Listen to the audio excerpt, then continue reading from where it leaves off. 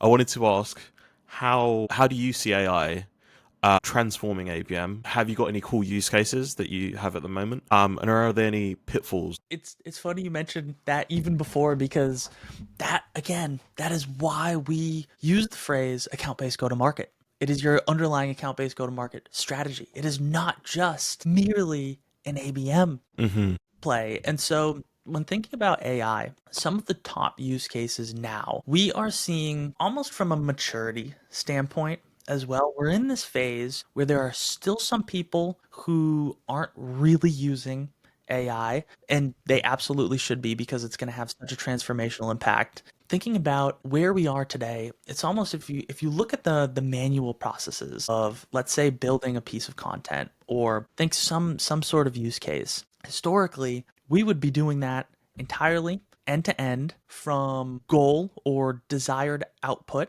through all of those various different tasks to ending outcome. All of that was human led. Right now, what we're seeing is all some of those tasks being the use cases. Mm. So maybe it's research or copywriting or brainstorming. That's where we're seeing the majority of ABMers leveraging AI today. So they're using it for very pointed use cases. We're also seeing it as a lot of these tech vendors are starting to embed it in their actual software. That is where they're using AI as well. So predictive analytics for dynamic account scoring, measurement and reporting is Mm. another area. And it's very much, how do we apply it through maybe using ChatGPT?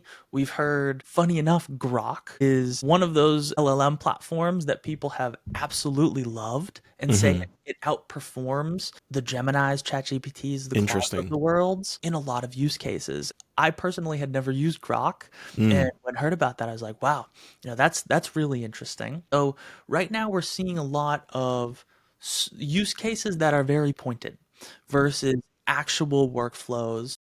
Agents aren't anything that we've even seen yet deployed. But when you think about the future, where we're going throughout the second half of 2025, 2026, of course, as well, is going to be the workflows.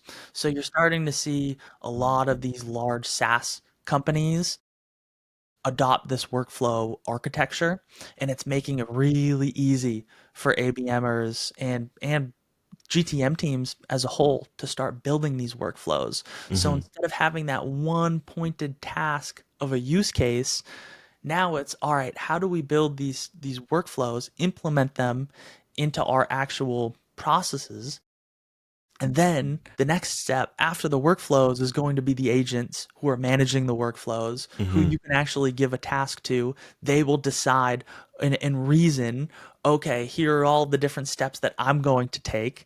And then the agent will actually do those steps versus the Hmm. workflows where we are programming. These are the different tasks that we want you to do. Maybe there's some light reasoning in there, or we're having some sort of LLM work to for example conduct research, and that research output is probably going to be different every single time and depending on what model that you're leveraging, but you still have that workflow, that intelligent workflow, um, that and that is really where the next phase is headed. But after that, it's going to be the agents, and if you are Hmm. not deeply focused on studying, learning, improving your AI literacy, you need to get on it because you will be so far behind.